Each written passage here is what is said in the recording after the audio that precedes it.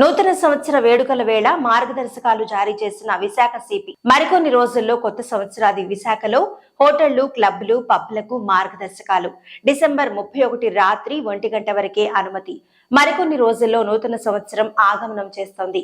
ఈ నేపథ్యంలో విశాఖ నగర పోలీస్ కమిషనర్ శంఖబ్రత బాగ్చి హోటళ్లు, రెస్టారెంట్లు, పబ్లు, క్లబ్లకు మార్గదర్శకాలు జారీ చేశారు. డిసెంబర్ 31న హోటళ్లు, క్లబ్లు, పబ్ల నిర్వహణకు రాత్రి 1 గంట వరకే అనుమతి ఉంటుందని స్పష్టం చేశారు.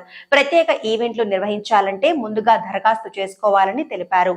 ఈవెంట్ల నిర్వహణ స్థలాల్లో సీసీ కెమెరాలు ఏర్పాటు చేయాలని అన్నారు. ఈవెంట్లలో అశ్లీలత ఉండరాదని, నిర్ణీత స్థాయికి మించి శబ్ద స్థాయి దాటరాదని పేర్కొన్నారు. ఈవెంట్లలో డ్రగ్స్ వాడితే కఠిన చర్యలు ఉంటాయని హెచ్చరించారు. డ్రంక్ అండ్ డ్రైవ్ చేస్తే 10,000 ఫైన్ లేదా 6 నెలల జైలు శిక్ష ఉంటాయని, డ్రైవింగ్ లైసెన్స్ ను 3 నెలలు లేదా అంతకంటే ఎక్కువ కాలం లేదా పర్మనెంట్ గా రద్దు చేస్తారని స్పష్టం చేశారు.